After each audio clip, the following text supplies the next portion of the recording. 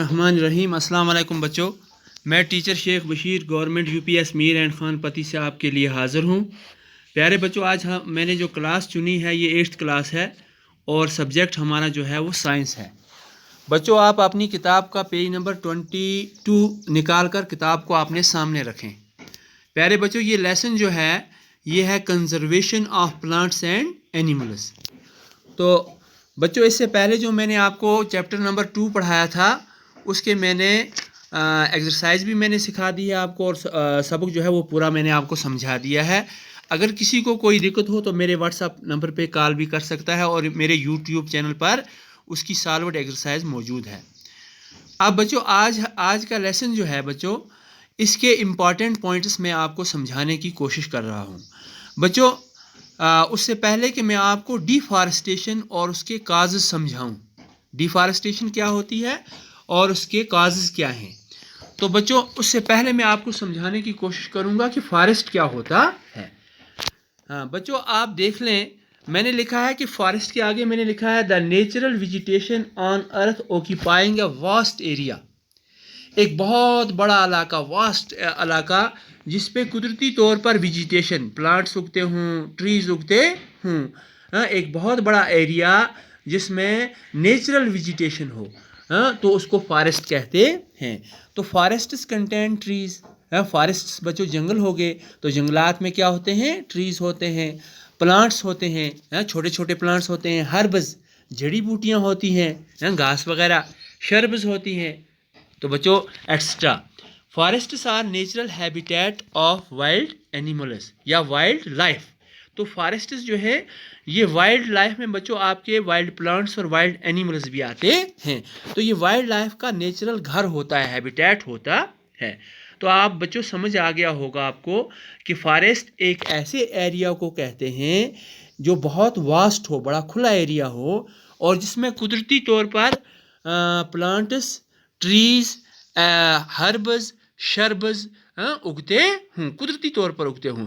मान लेते हैं अगर हम किसी वास्ट एरिया में ट्रीज़ की एक नर्सरी लगाते हैं, फॉर एग्ज़ाम्पल विलो की, बेद की, या सफ़ेदे की नर्सरी लगाते हैं बच्चों, उसको हम फॉरेस्ट नहीं कहेंगे क्योंकि वो हमने खुद लगाई है। फॉरेस्ट हो गया ऐसा नेचुरल एरिया जिसमें नेचुरली वेजिटेशन उगती हो। तो बच्चों उसके बाद आप थोड़ा सा ये समझ लें कि फॉरेस्ट्स के बाद टर्म आप समझ लें डिफॉरेस्टेशन क्या होती है। बच्चों, डिफॉरेस्टेशन हो गया उर्दू में जंगलों का काटना या जंगलात का कटाव। समझ आ गई आपको बात। तो बच्चों मैंने इसका आगे लिखा है the unplanned cutting of forests for any purpose is called deforestation. बच्चों, एक होती है प्लैनेट कटिंग ऑफ फॉरेस्ट जो डिपार्टमेंट ऑफ फॉरेस्ट करता है, सूखे हुए बोसीदा दरख्तों को निकाल के फिर वो इस्तेमाल करता है, वो नहीं बच्चों। एक हो गया अनप्लैनेट कटिंग, किसी प्लान के बगैर, किसी मंसूबे के बगैर जंगलात का बेदरेक कटाव, दरख्त, हरे भरे दरख्तों का काटना, हरे भरे हर्ब्स का सफाया करना, शर्ब्स का सफाया करना, ट्रीज़ का सफाया करना, उसको बच्चों डिफॉरेस्टेशन कहते हैं। तो बच्चों आप समझ गए होंगे कि डिफॉरेस्टेशन अक्सर लोग क्यों किया करते हैं। तो बच्चों एक तो डिफॉरेस्टेशन होती है लैंड प्रोक्योर करने के लिए। फॉर एग्ज़ाम्पल जिस तरह देहातों में हमारे आसपास होता है, जंगलात का सफाया किया, ज़मीन बना ली, फिर उसमें कल्टीवेशन शुरू कर दी। तो एक होता है बच्चों डिफॉरेस्टेशन की जाती है किसके लिए कि चोरी छुपे जंगलों का काटना, फिर बिल्डिंग्स बनानी, फिर फैक्ट्रियों में वो लेकर फैक्ट्रियां बनानी या फिर बेचना जंगलात का। तो बच्चों ये बातें हैं जिनके लिए डिफॉरेस्टेशन की जाती है। तो समझ आ गया होगा आपको बच्चों कि डिफॉरेस्टेशन क्या होती है और क्यों डिफॉरेस्टेशन की जाती है। तो बच्चों अब मैं आपको बताऊंगा कि डिफॉरेस्टेशन के कॉन्सिक्वेंसेस क्या हैं। फॉरेस्ट्स याद रखना है आपको, हमारे लिए बहुत ज़रूरी हैं। क्यों ज़रूरी हैं बच्चों? हवा को साफ़ रखते हैं। क्यों ज़रूरी हैं? ये ऑक्सीजन मुहैया करते हैं। क्यों ज़रूरी हैं? इनकी वजह से मौसम अपने मेयार पे रहता है, वक्त पे बारिशें, वक्त पे बर्फ़ पड़ती है। क्यों ज़रूरी हैं जी? इनसे फ्लड्स नहीं आते हैं। तो ये यूज़ ऑफ फॉरेस्ट बच्चों आपको पता है।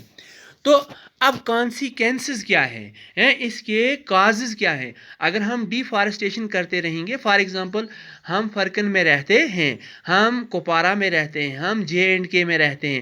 اگر JNK میں ہم ڈیفارسٹیشن کرتے رہیں گے تو یاد رکھو بچوں ہمیں اس کے کازز کیا بھگتنے پڑیں گے. تو پہلے میں نے لکھا ہے بچوں کانسیکوینسز آف ڈیفارسٹیشن میں نے نمبر 1 لکھا ہے، آپ اس کو اچھی طرح سمجھیں، increase in the level of carbon dye oxide. بچوں آپ پڑھتے آئے ہیں کہ اینیملز جو ہیں، ہیومن بینگز جو ہیں، یا یہ کیا خارج کرتے ہیں، یہ کاربن ڈائی آکسائڈ ایکسہیل کرتے ہیں. اسی طرح ہیومن بینگز کی ایکٹیویٹیز سے کیا ہوتا ہے کہ کاربن ڈائی آکسائڈ، جس طرح ہم لکڑیاں جلاتے ہیں نا، کوئلہ جلاتے ہیں، تو کاربن ڈائی آکسائڈ ایٹماسفیئر میں جاتا ہے. لیکن اللہ تعالیٰ نے پودوں میں، فارسٹس میں ایک ایسا اثر رکھا ہے کہ وہ اس کاربن ڈائی آکسائڈ کو پی جاتے ہیں، اور کاربن ڈائی آکسائڈ کی لیول جو ہے ایٹماسفیئر میں وہ کیا رہتی ہے بچوں، وہ بیلنسڈ رہتی ہے. تو جب ہم ڈیفارسٹیشن کریں گے تو جنگل جب ہم کاٹ دیں گے، درخت ہم کاٹ دیں گے، تو کاربن ڈائی آکسائڈ کی لیول ایٹماسفیئر میں انکریز ہو جائے گی.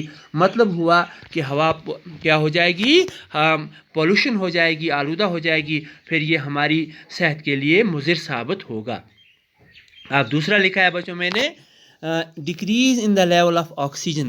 بچوں آپ نے پڑھا ہے کہ فارسٹس یا پلانٹس وہ ہمیں آکسیجن ایٹماسفیئر میں دیتے ہیں، ہوا میں آکسیجن کی مقدار کو بڑھاتے ہیں.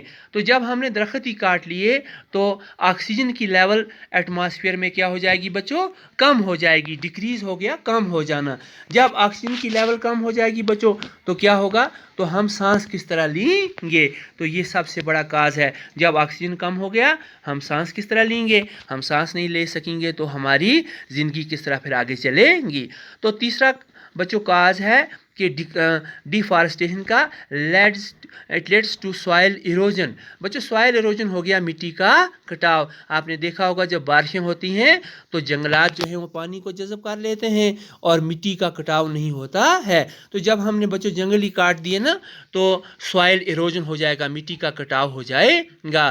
ٹاپ لیئر آف سوائل جو ہے، ٹاپ لیئر آف ارتھ جو ہے، جس کو ہم سوائل کہتے ہیں، وہ واش آف ہو جائے گی، اور اس طرح سوائل ایروجن ہو جائے گا، اور پھر ہماری کھیتیاں جو ہیں وہ اگ نہیں سکیں گی، ہمیں گھاس نہیں مل سکے گا، ہماری فصلیں جو ہیں وہ نہیں اگ سکیں گی. تو فورتھ کاز بچوں جو کانسیکوینس لکھی ہے، increase the chance of natural calamities like floods and drought.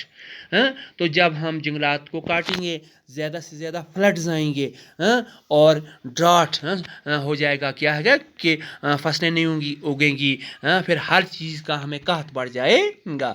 تو پانچواں کاز بچوں لیڈس ٹو ڈیزرٹیفیکیشن.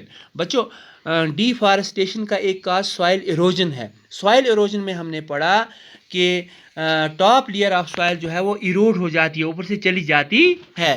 ہیومس والی لیئر جو ہے، جو جس کو کشمیری میں مس کہتے ہیں، اردو میں، انگریزی میں فرٹائل لیئر کہتے ہیں، اور پہاڑی زبان میں ہم اس کو آلی مٹی کہتے ہیں. بچوں یہ آلی مٹی اوپر سے چلی جائے گی، یہ ہیومس اوپر سے چلی جائے گی. سوائل کیا ہو جائے گی بچوں، اس کی فرٹیلیٹی ختم ہو جائے گی، اس کی زرخیزیت ختم ہو جائے گی. آہستہ آہستہ آہستہ آہستہ یہ ڈیزرٹ میں چینج ہو جائے گی سوائل. اب اس میں کوئی فصل اگے گی نہیں.